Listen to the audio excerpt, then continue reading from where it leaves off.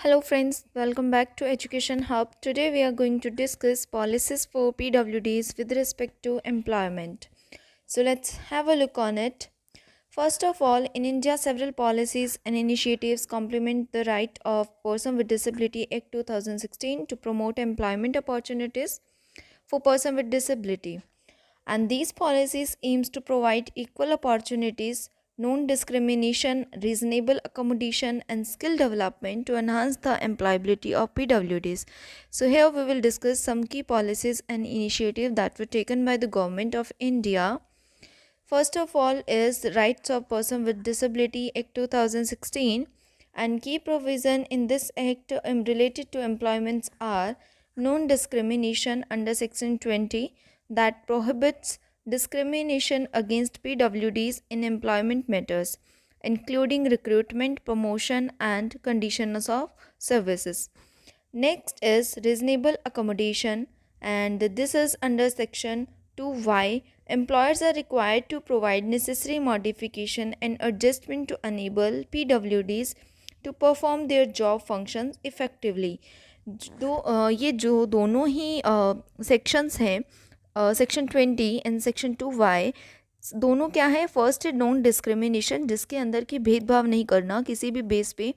वो किसी भी तरह का एम्प्लॉयमेंट मैटर हो सकता है, including recruitment and promotion and condition of service की किस तरीके की उसे कंडीशन दी जा रही है, किस तरह का एनवायरनमेंट उसे प्रोवाइड किया जा रहा है, उस चीज़ों में लेकर किसी भी पीडब्ल्यूडी पर्सन के साथ डिस्क्रिमिनेशन नहीं होना चाहिए। And the second is reasonable accommodation, यानी जितनी रिक्वायरमेंट है मॉडिफिकेशंस की, अडेप्टेशन की, वो सारी चीज़ें उसको अवेलेबल करवाई जाएंगी। The next is Equal Opportunity Policy under Section 21. All establishment must develop and implement an equal opportunity policy that addresses the needs and rights of employees with disability. तो इसमें क्या है? अंडर सेक्शन 21 ये कहा जाता है कि जितने भी एम्प्लॉयज़ हैं उनके साथ इक्वल अपॉर्चुनिटी का जो उन्हें फैसिलिटी दी जाए। कोई भी इस्टेब्लिशमेंट है उन्हें ऐसे रूल्स, ऐसी पॉलिसीज़ बनानी पड़ेगी जो इनकी नीड्स और rights of employees with disability के हित में हो या इनके सपोर्ट में हो। The next is employment exchange under section 34. Government establishments must reserve at least 4% of the total number of vacancies for PWDs in specified categories. कोई भी वैकेंसी अगर गवर्नमेंट आती है उसमें 4% total number of vacancy reserve रहेगा PWDs के लिए, with specified categories कि किस कैटेगरी के लिए कितनी सीट्स रिजर्व्ड हैं। Next, accessibility is under section 40 to 46. Employers must ensure workplace accessible, including necessary modification to buildings, infrastructure and information and communication technology. Whatever the requirements according to the building or according to the workspace, whether it is a government or private, तो जो भी accessible requirement होगी building में, infrastructure में, या ICT से related कोई भी उनको टेक्नोलॉजी की ज़रूरत है, या एईसी चाहिए, अल्टरनेटिव एंड ऑगमेंटेटिव कम्युनिकेशन, इस तरह की जितने भी टेक्नोलॉजी रिक्वायरमेंट हो सकती हैं वो सारी चीज़ें एक्सेसिबल उन्हें उपलब्ध करवाई जानी चाहिए, अवेलेबल करवाई जाएंगी। Grievance redressal section under for 23. Establishment with 20 or more employees must appoint a grievance redressal officer to address complaints related to discrimination and other grievances of employees with disability. कोई भी ऐसी एस्टेब्लिशमेंट जिसके अंदर 20 या 20 से ज़्यादा एम्प्लॉयज़ वर्क कर रहे हैं उनको ग्रीवेंस रिड्रेसल ऑफिसर को एड्रेस करना पड़ेगा, अपॉइंट करना पड़ेगा, सो दैट कि कोई भी PWDs है जिनको किसी भी तरह की कोई कंप्लेंट है तो वो कंप्लेंट उसको उस ऑफिसर को वो कर सकें। नेक्स्ट है national action plan for skill development of person with disability.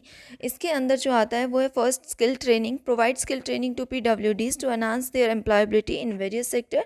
National जो एक्शन प्लान है वो स्किल डेवलपमेंट पे फोकस करता है। तो स्किल डेवलपमेंट किसके लिए होती है? एम्प्लॉयबिलिटी के लिए, ताकि जो वो है एक इंडिपेंडेंटली अपना सोर्स ऑफ इनकम जो जनरेट कर सके। सबसे फर्स्ट है उसमें स्किल ट्रेनिंग कि किसी पर्टिकुलर स्किल की ट्रेनिंग दी जाएगी PWDs को, so that that they can enhance their employability in various sectors. And the next is industry collaboration. Collaborate with the industry's partner to ensure that training programs are aligned with the industry needs and standards. जो skill training programme करवाए जा रहे हैं, जो skill देंगे, जो training देंगे, जो इंस्टीट्यूट्स या जो सेंटर्स हैं, उन सेंटर्स का इंडस्ट्रीज़ के साथ कोलैबोरेशन रहेगा. कोलैबोरेशन का रीज़न क्या है या पर्पस क्या है, वो ये है कि उस इंडस्ट्री में क्या रिक्वायरमेंट है, क्या वर्क पॉलिसी है और वहाँ की रिक्वायरमेंट क्या है, उन चीज़ों को कैटर किया जा सके, फुलफ़िल किया जा सके, इसलिए इंडस्ट्री के साथ कोलैबोरेशन रहेगा. Next is accessible training infrastructure. Ensure that training centre and infrastructure are accessible to PWDs.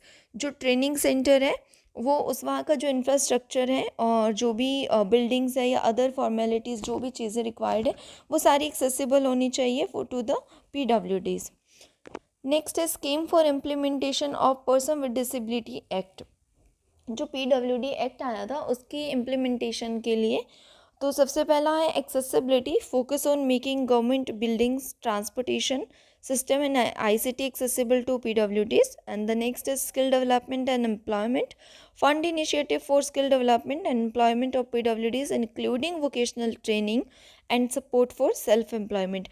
यानी कि आप जो स्किल डेवलपमेंट प्रोग्राम्स करवा रहे हैं, स्किल डेवलपमेंट के साथ साथ उनके एम्प्लॉयमेंट के लिए सेल्फ एम्प्लॉयमेंट फ़ंड भी जनरेट किया जाए उन्हें.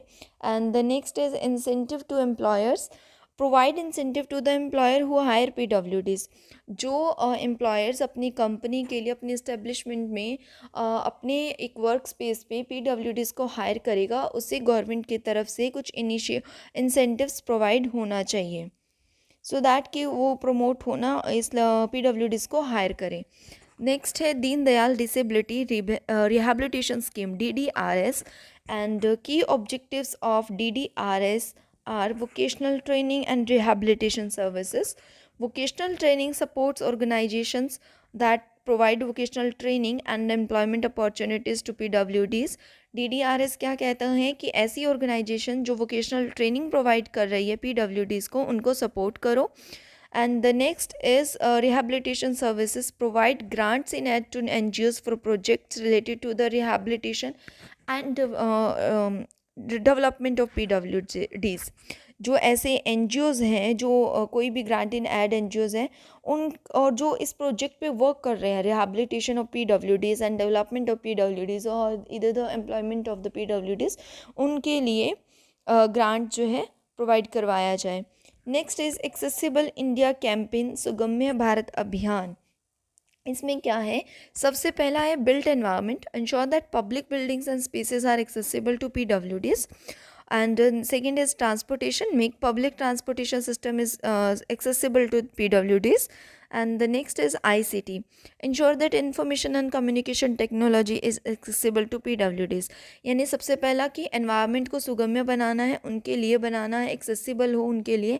And the next is transportation. Transportation जो यातायात के साधन है, परिवहन है, कोई भी जो पब्लिक ट्रांसपोर्ट है वो भी उनके लिए एक्सेसिबल होने चाहिए. And the third one is ICT, information and communication technology, ये भी उनके लिए एक्सेसिबल होनी चाहिए. Next is national career service, NCS portal है एक. उसमें क्या है, job matching. Provide a platform for job matching between employers and job seekers including PWDs. तो उसमें क्या है कि PWDs के साथ जो बाकी लोगों के लिए तो वो जॉब पोर्टल है ही, बट उसके साथ साथ क्या है वो PWDs के लिए भी है. Counselling services offer career counselling and vocational guidance to PWDs. यानी कि जो भी PWD पर्सन है उनके लिए career counsellor and vocational guidance जो है उनको प्रोवाइड करवाता है. Skill development program. List available skill development program and training opportunities for PWDs. इसमें एक लिस्ट है कि क्या स्किल डेवलपमेंट प्रोग्राम्स हैं एंड ट्रेनिंग्स हैं और क्या अपॉर्चुनिटीज़ अवेलेबल है for the PWDs. Next is incentive for the employers. EPFO contribution. The government bears the employer's contribution to the employees' provident fund for PWDs and for the first 3 years of the employment. First 3 year of the employment क्या करेगी government, bear करेगी employers का contribution to the employees provident fund EPF for PWD employee, and the tax benefit provide tax benefit also to the employer hiring PWDs। अगर कोई भी employer PWD person को, disable person को hire करता है तो उस एम्प्लॉयर को टैक्स में बेनिफिट मिलेगा, कुछ रिलैक्सेशन मिलेगा। Next is reservation in government jobs under, ये हमने 2000 जो RPWD एक्ट है 2016 का, उसमें भी हमने रीड कर लिया था। इसमें क्या है कि 4% रिजर्वेशन दिया गया है, ensure 4% reservation in government jobs for PWDs across different categories of disability. जब कोई भी वैकेंसी आती है तो उसमें 4% of the total vacancies reserve रहता है विद द कैटेगरी, कि पर्टिकुलर कैटेगरी के लिए कितनी वैकेंसीज है ये भी मेंशन रहता है। So here we are at the conclusion. India has implemented a comprehensive framework for the policy and incentive to support the employment of PWDs. These measures aim to create an inclusive and accessible work environment and promote skill development, provide equal opportunities to the PWDs in the workforce. Through these efforts, in the government seeks to enhance the employability and the economic independence of persons with disability, ensuring that their full participation in the society. India ने काफ़ी जो comprehensive framework है, policies हैं, वो सब एक implement किया, initiative लिया है to support the employment of PWDs।